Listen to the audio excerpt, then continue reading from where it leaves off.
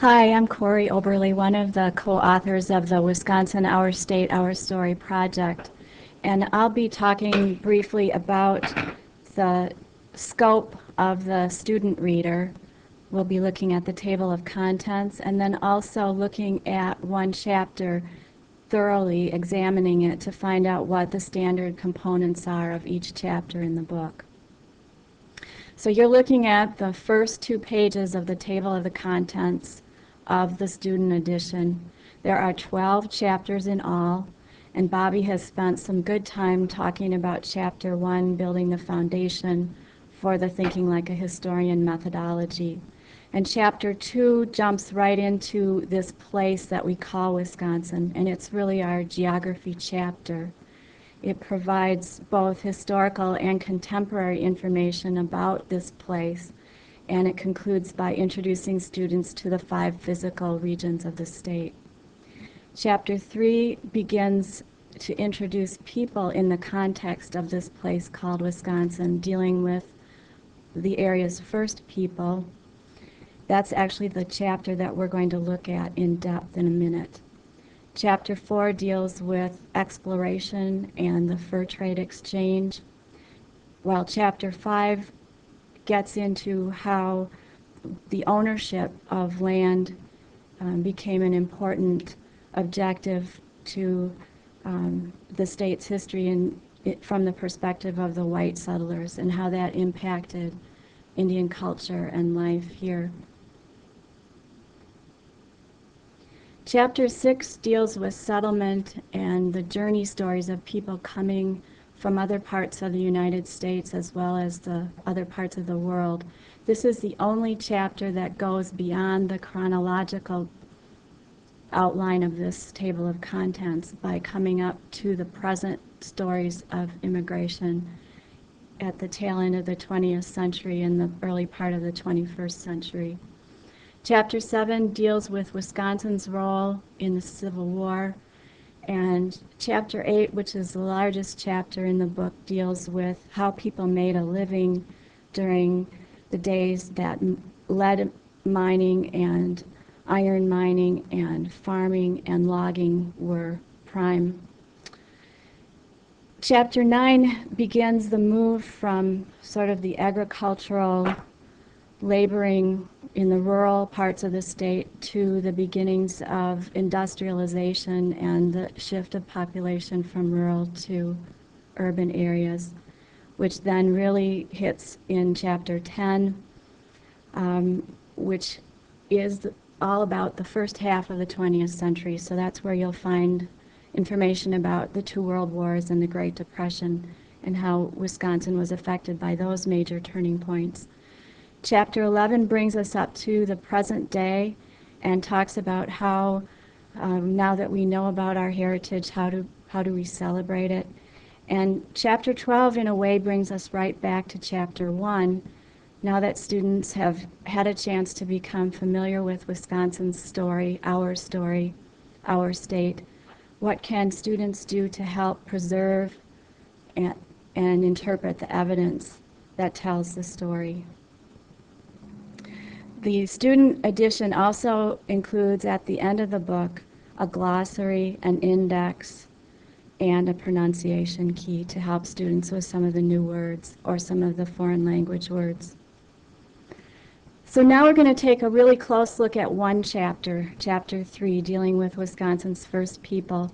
And as Bobby indicated, each chapter has an opening spread with similar elements.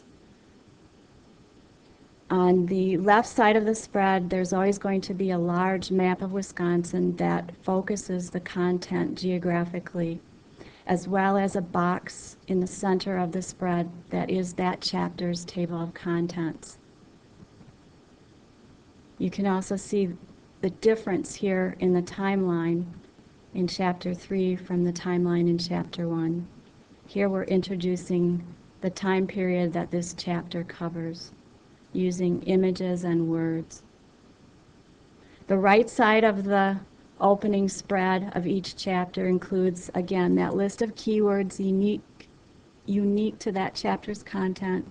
And here you see a Thinking Like a Historian box in the upper right-hand corner, looking like it will throughout the chapters of the book. On the left-hand side of the box, it has the thinking like a historian symbols, and then it actually has the big overarching questions that by reading through the chapter, students should be able to answer. And because of the unique cultural content of this chapter, we included a second kind of timeline here.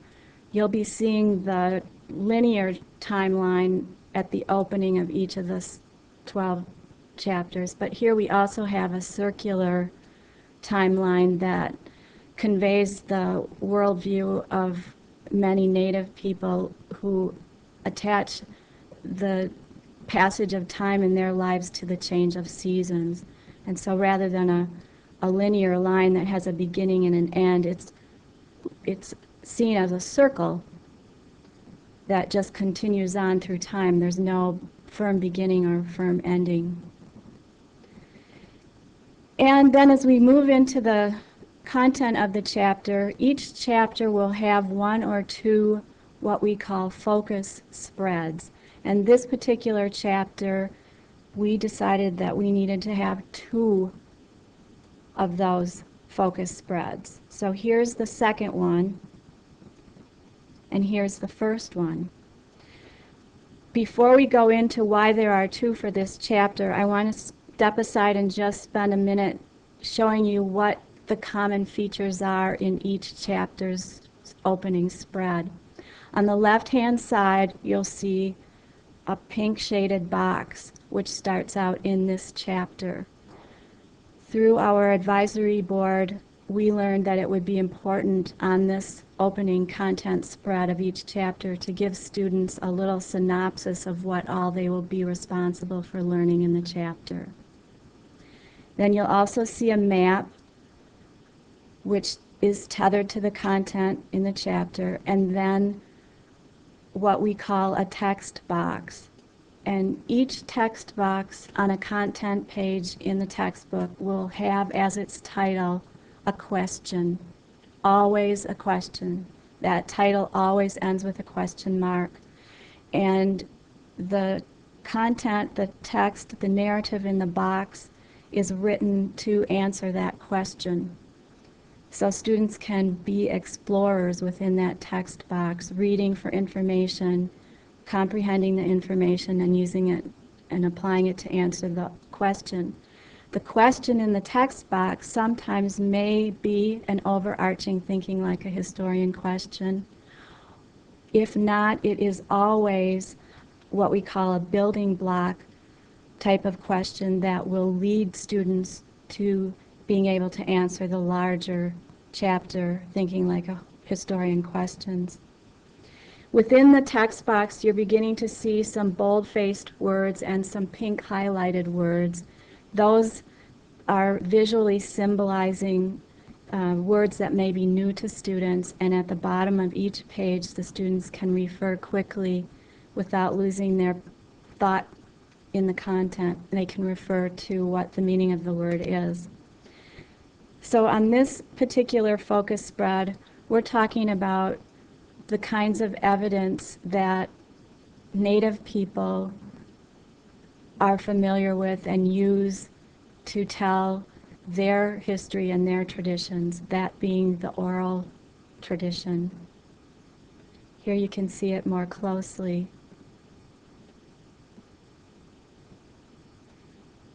In this particular spread, the object helps tell the oral story. So you have the evidence in three-dimensional material culture form. You have a photograph of the creator of that sculpture, that wood carving, and then you have in words the oral tradition behind the meaning of creating the sculpture. So that's one focus spread, getting into the First Peoples of Wisconsin content. The second focus spread focuses on how archaeologists use evidence to know about people who lived before the time of written record, who left behind tools and evidence of their dwellings and how they prepared and stored food. And that's all the evidence that may exist to interpret what their lives were like. So how do archaeologists work through that evidence?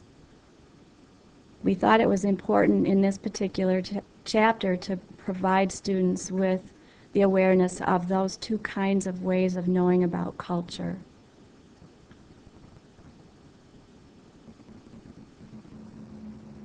Just a sidestep here about some of the images that you're seeing along with the text boxes.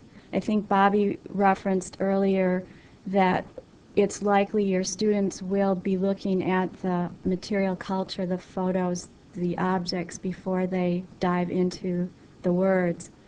And so it was with great care that we selected what material culture would be presented. In fact, that's what we did first, and then we wrote the story around it.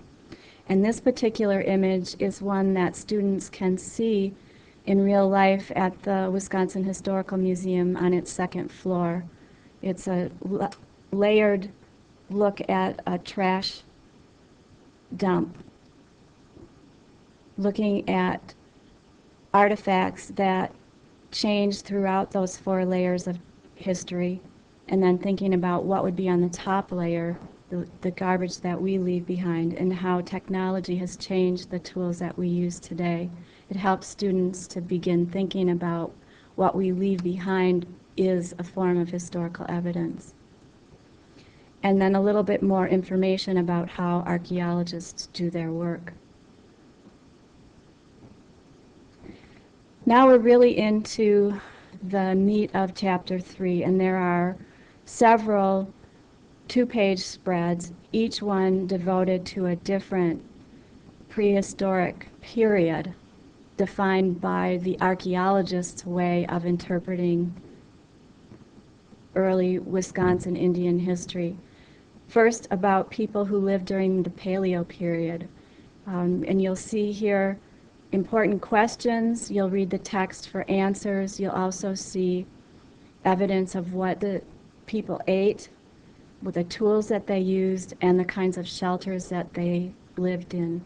You'll find that as a common element as we pass through each of the following spreads. Here we're talking about people who lived during the Archaic time, and you'll see in the lower left corner a drawing of the type of housing that archaeologists have interpreted based on evidence that these people lived in, the kind of food that they were now hunting and eating. You'll see 2 men carrying a deer, and you'll see some different shaped tools. You can flip the pages and compare and contrast the technology between the stone tools, how they change in shape, and what the words say their functions were. Moving ahead from the Archaic period to the Woodland period, here in the lower left corner we see a wigwam-type dwelling. And we also see the introduction of mud-made, handmade pottery, and the introduction of effigy mounds, and the change in technology between the tools again. Moving forward in time to the Mississippian period, again focusing on shelter, we see in the far right side of the spread a reproduction of a house believed to have existed at the site called Aztalan near the Crawfish River in Jefferson County. We see an example of pottery, and we can flip the page to see how that has changed.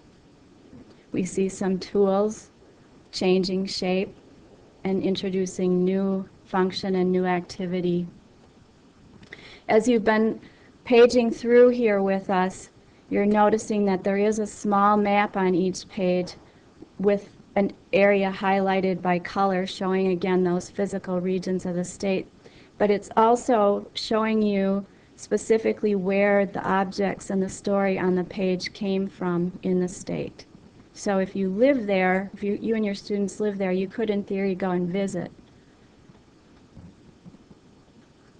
One more cultural era, the Oneota tradition, people who were living during that period. You'll see on the center upper part of the two-page spread a longhouse style of dwelling. You'll see some shards of pottery, one stone point, and you'll see what looks like a drawing of someone planting and growing crops rather than gathering crops. The idea is that as students begin to process this information about these 5 different cultural periods, they can compare and contrast, which is change and continuity, one of those big thinking like a historian questions.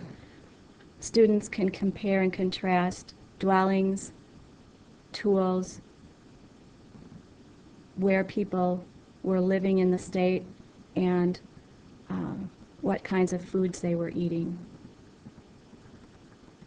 The chapter winds up by looking at how people communicated with each other before the computer, before paper and pencil. And we know about rock art, we know about effigy mounds, we know about designs in pottery and designs in textiles, baskets, beads, that sort of thing. Those are all forms of leaving a written record or a visual graphic record behind to communicate with people in your own cultural group as well as the cultural groups that lived around you and before you and after you. So even though we're focusing on Wisconsin's first people in this chapter, we're still getting at some of those basic thinking like a historian ideas. We're presenting all kinds of evidence and helping students sharpen and hone their skills with interpreting that evidence. The final 2-page spread of every chapter in the book concludes with a text box that most often sums up the major big points of learning in the chapter. And here it takes a tool from each of the cultural eras presented in the chapter. You'll see them lined up across the bottom of the left-hand spread so that students can see the change in technology as time and culture changed. And then through the center of the spread, the same thing has happened with the dwelling structures. So you can look forward to some sort of textual and visual summary at the end of each of the 12 chapters. You can also look forward to what in this page is sort of a pinkish, tannish shaded box on the far right side, will always at the end of each chapter present a list of places to visit in the state that are either mentioned in the chapter or have some of the same stories to be told, where you and your students or your students and their families can go and visit to learn more. And also followed by the Some Things to Read box, which focuses on other publications in the Wisconsin Historical Society's Office of School Services collection and other related topics.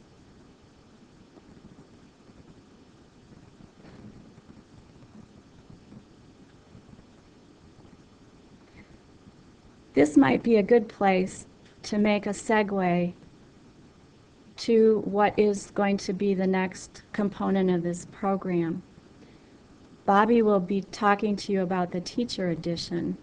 And before she does, you might want to look closely at this text box as an example of what we're asking students to do in this textbook. They're reading for content, but they're also learning how to read. And Bobby will show you how, in the teacher's edition, there's information to help you in the classroom both teach the Thinking Like a Historian methodology and content, but also to help your students learn to read in the content area.